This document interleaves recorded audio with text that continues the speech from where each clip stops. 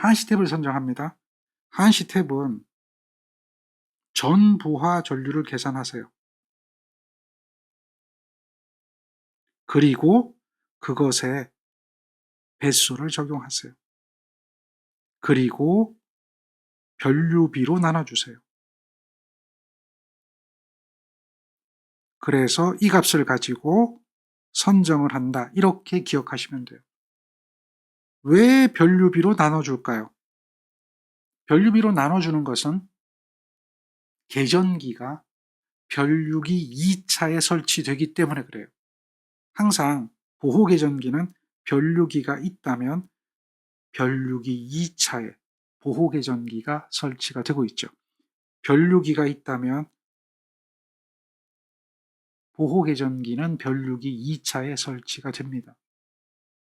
변류기 2차에 과전류 계전기가 설치가 되기 때문에 그래서 변류비로 나눠주는 거예요. 왜냐하면 나눠주는 이유는 변류기 2차로 흐르는 전류를 구하기 위해서 그래요. 그리고 배수는 문제 조건에 따라 달라집니다. 지금 보호계전기가 RY1, RY2가 있고요. 그 다음 여기가 RY3, 여기가 RY4입니다. 이렇게 돼 있죠. 그리고요. 계전기의 탭 설정 값이 얼마인지 계산해서 정하라 그랬는데 조건에 보면 RY1과 RY2는 1.6배 합니다. RY3는 1.5배 하고요. RY4는 2배 합니다. 그렇게 해서 선정하는데 이것을 가지고 선정하라 그렇게 얘기합니다. 그러면 RY1과 RY2에 대한 탭을 구해야 되는데요. 여러분들은 여기 흐르는 전류를 계산해야 되고 여기 흐르는 전류를 계산해야 돼요. 그러면 이 전류를 구하려면 어떻게 해야 될까요? 여기 흐르는 전부하 전류를 구해야 이 전류를 구할 수 있겠죠. 여기 흐르는 전부하 전류를 구해야 이 전류를 구할 수가 있겠죠. 그럼 전부하 전류는 어떻게 구하나요? 전부하 전류는 변압기에 부하가 전체 걸려 있는 거기 때문에 변압기 용량만큼 부하가 걸리는 거예요. 변압기 용량을 보면 변압기가 3대가 쓰였는데 단상 4메가짜리입니다. 그러니까 단상 4메가짜리 3대 12메가가 있는 거죠. 그래서 여기 흐르는 전류를 구하는 거예요. 그 전류를 구해보면 변압기가 4메가짜리예요. 메가니까 10의 6승이죠. 걔가 3대입니다. 그리고요. 루트 3배에 요 변류기가 설치된 지점은 변압기가 여기 있네요. 변압기 Y결선은 1차입니다. 여기 보면 변압기 전압이 보이는데요. 66과 3.3이잖아요. 1차 전압이 66이에요. 그러니까 여기에 66이 kV로 들어가는 거죠. 그러면 전류가 계산이 됐네요. 그런데 변류기 2차 측으로 가는 거잖아요. 그러니까 여기에 변류비로 나눠주는 거예요. 변류비가 150대 5죠. 150대 5로 나눈 거예요. 그런데 얘는 몇 배 하라고요? 배수가 적용돼야 되네요.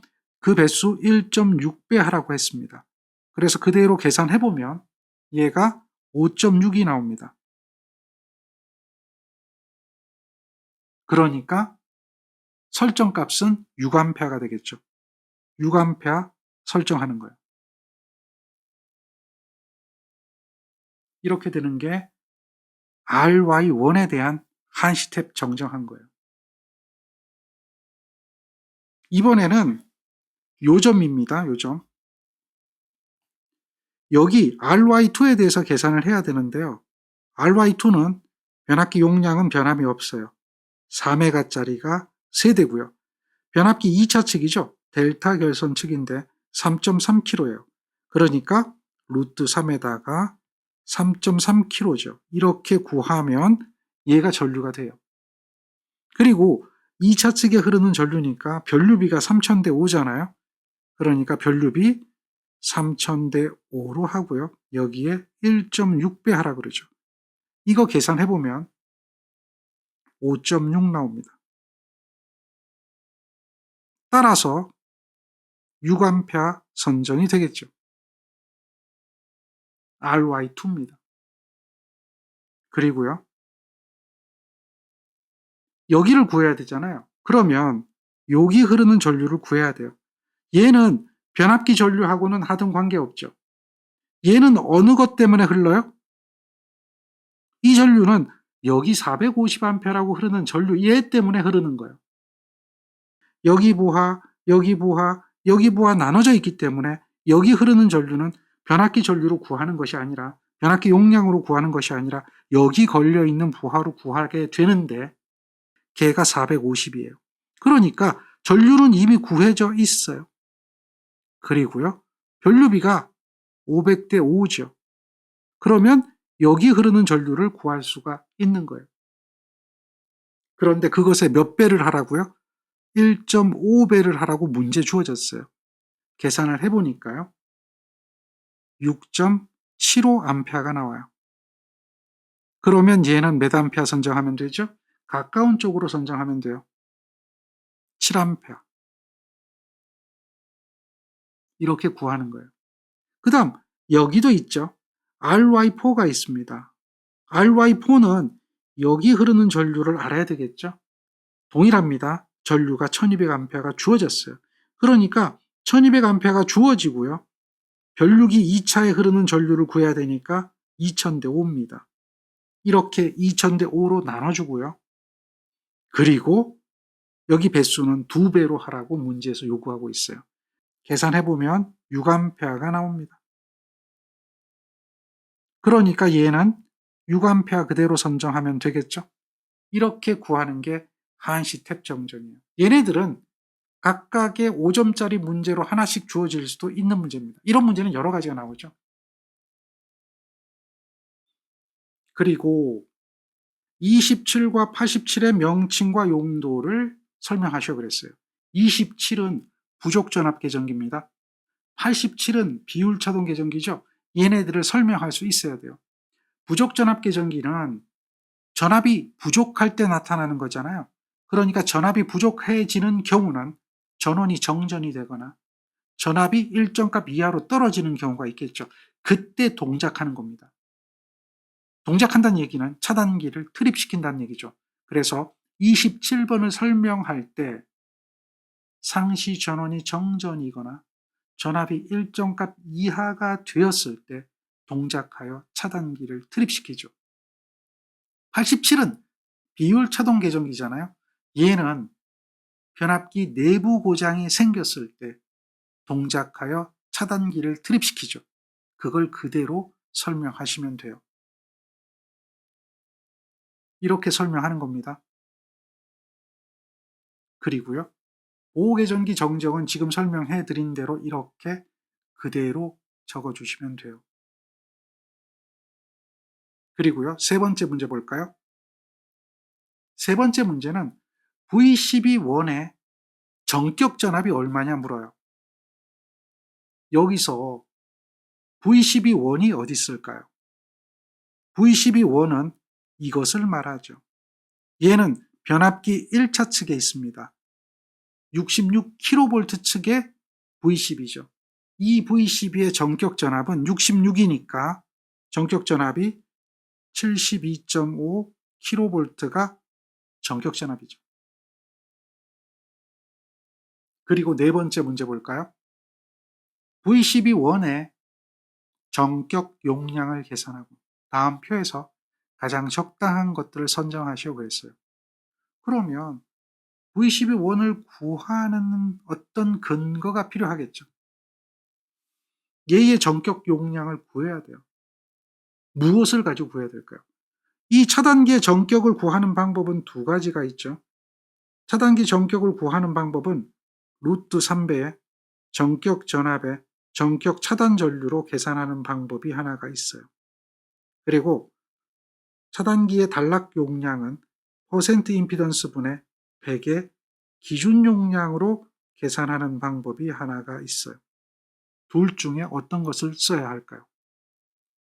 얘를 적용하려고 보니까 72.5를 넣었어요. 그러면 단락 전류를 구하려고 보니까 퍼센트법을 이용해서 구해야 된다는 거예요.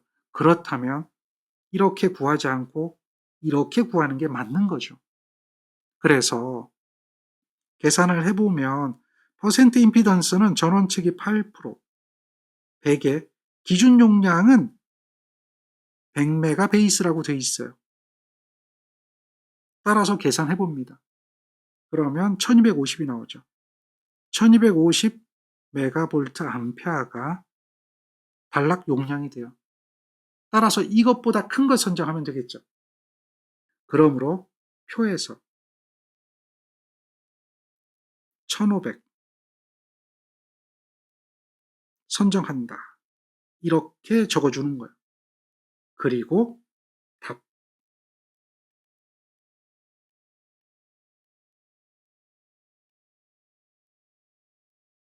이렇게 답을 하는 거죠.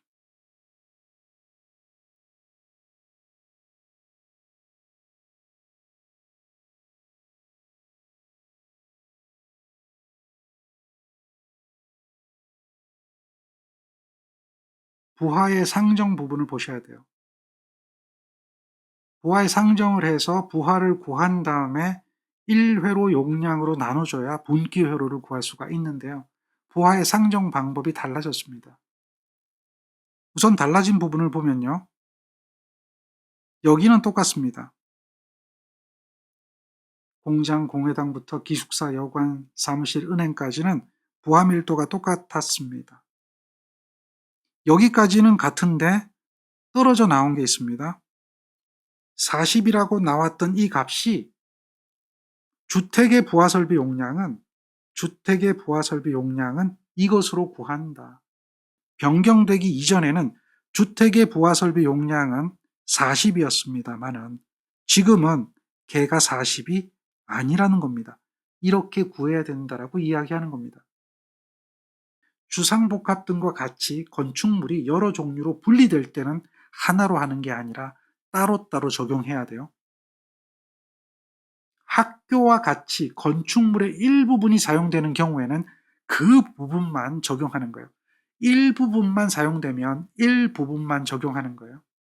그러면서 주택 부분을 이렇게 규정을 하는데요. 60m² 미만일 때는 용량이 3000입니다. 그리고요. 60 이상이 되면 10m²당 0.5를 가산합니다. 60까지는 기본으로 가고 60부터 70 사이는 0.5를 더해줘요. 60부터 80 사이는 1을 더해줍니다. 이렇게 10m²당 0.5, 500W씩 가산하는 겁니다. 요게 여러분들이 기억해야 될 값이고요. 그리고 건물 외 표준 부하는 복도, 계단, 세면장, 창고, 다락은 똑같아요. 강당, 관람석도 똑같아요. 얘는 변하지 않았습니다. 그리고 가산해야 될 부하 수가 있죠. 가산부하라고 하는 게 있는데 주택 1세대당 가산부하 1000에서부터 500 사이를 가산한다라고 하는 그 부분은 주택에 대한 가산부하는 빠졌습니다. 그리고 나머지는 그대로 있죠. 진열창 폭 1m에 대해서 300 가산하고 그 다음 별도 부하는 볼트 암페어수 가산하는 건 그대로 있습니다. 그리고요. 수구는 그대로 존재합니다.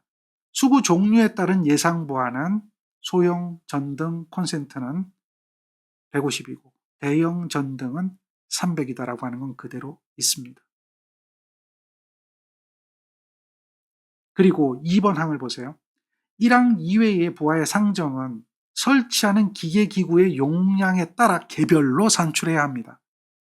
장래 증설 계획 등 시설자의 희망사항을 충분히 고려해야 합니다.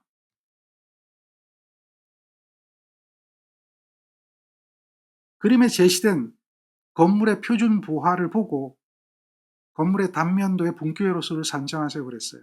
사용전압은 220으로 하고 룸 에어컨은 별도 회로로 하는 겁니다. 가산부하는 표에 제시된 값의 범위 내에서 가장 큰 값을 적용하고요. 부하의 상정은 표준부하법에 의해서 설비 부하 용량을 산출해야 하고요. 16A 분기 회로로 해야 합니다. 이렇게 이 그림에 대해서 분기 회로 수를 표준부하법에 의해서 상정해야 돼요. 이 그림에 의해서 구하는 거예요. 그런데 표준부하가 이렇게 주어졌습니다. 얘는 주택이 40도 아니고요. 얘는 30으로 문제가 주어졌습니다. 그러면 30으로 구하면 돼요. 그러나 이 조건이 없다면 법에 의해서 구하는 거예요. 주택이 부하 밀도가 30이다라고 주어졌기 때문에 이걸 그대로 적용해서 문제를 풀면 되고요. 만약에 이 조건이 없다면 개정된 법에 의해서 문제를 풀면 된다라고 하는 거죠. 여기도 가산부하는 주택에 대해서 1000을 가산하라고 이야기했습니다. 이 문제 그대로 풀려면 1000을 가산하면 됩니다. 그러나 이 문제가 바뀌게 되면 이 부분은 적용되지 않습니다. 바뀐다는 얘기는 개정된 법에 의해서 푼다는 이야기가 되겠죠.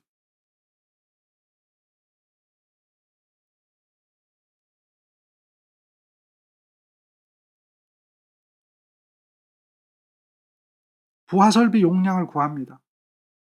먼저 주택 부분을 구해야 되겠죠. 주택 부분은 15고요. 그 다음 22입니다. 18 더하기 4니까 이 부분은 22가 되고요. 여기는 15가 되죠. 그래서 주택 부분은 15와 22가 되는데요. 여기서 4m, 4m는 빼야 합니다. 4 곱하기 4를 빼줘야 돼요. 이 세면장은 주택에 4m, 4m, 상점에 4m, 4m 들어있기 때문에 주택에 4m, 4m는 빼고 표준부하 주어진 대로 적용합니다. 그러면 얘가 주택이 된 거예요. 그리고 주택은 세대당 얼마를 하라고 그랬어요? 1000을 가산하라고 그랬어요. 에어컨은 별도니까 신경 안 쓰고 나중에 하나 추가하면 되고요. 그리고 상점 부분입니다. 상점은 여기가 11m죠? 상점은 11m, 22m. 여기에 4 곱하기 4를 빼야 합니다. 그리고 이것에 30을 곱해줘요. 그럼 상점 부분이 되겠죠. 여기에다가 가산부하는 진열창이 있습니다. 진열창이 8m거든요. 그래서 가산부하는 8m에 진열창 1m당 300을 가산합니다. 세면장이 얼마입니까? 세면장은 4 곱하기 8이죠. 더하기 세면장은 4 곱하기 8에 부하 밀도가 5입니다. 여기는 주택,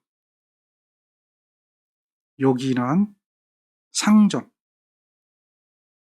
이렇게 계산이 됐습니다. 따라서 이 값을 계산해 보면 얼마가 나옵니까?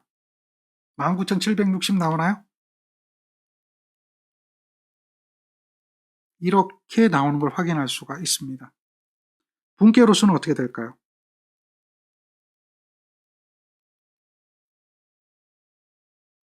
얘는 19,760에 한 회로가 220에 16A입니다. 따라서 5.61회로가 돼요. 이렇게 5.61회로가 됩니다. 그러므로 16A 6회로, 그 다음 에어컨 전용 1회로,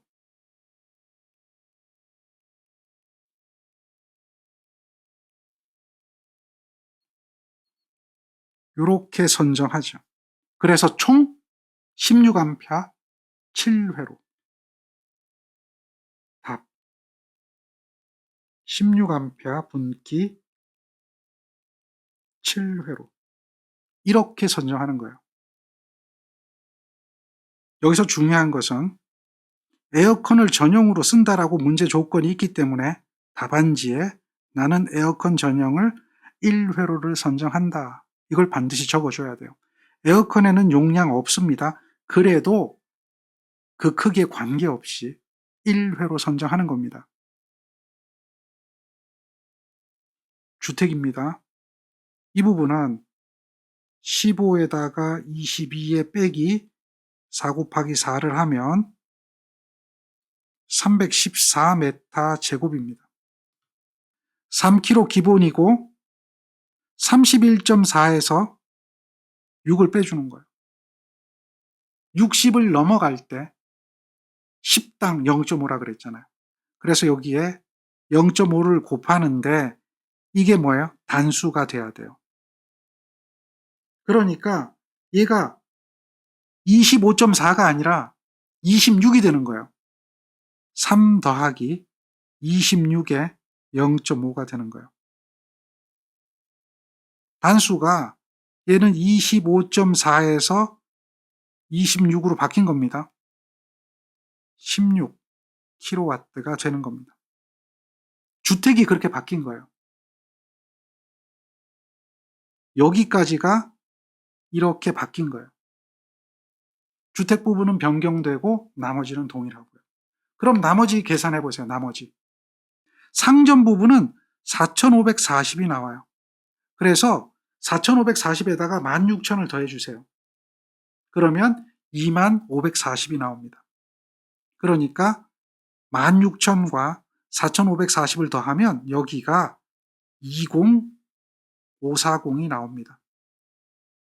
19,760이 아니라 20,540이 나와서 20,540을 1회로로 나눠주세요. 그러면 5.84회로가 되어서 16A 6회로는 동일하고요. 에어컨 전용 1회로 그대로 선정하고요. 따라서 16A 분기 7회로는 동일하게 됩니다. 그러나 계산 과정은 다 틀려지죠. 주택 부분이 60까지는 3kg고 60 이상이 되면 10당 0.5씩을 가산해야 된다.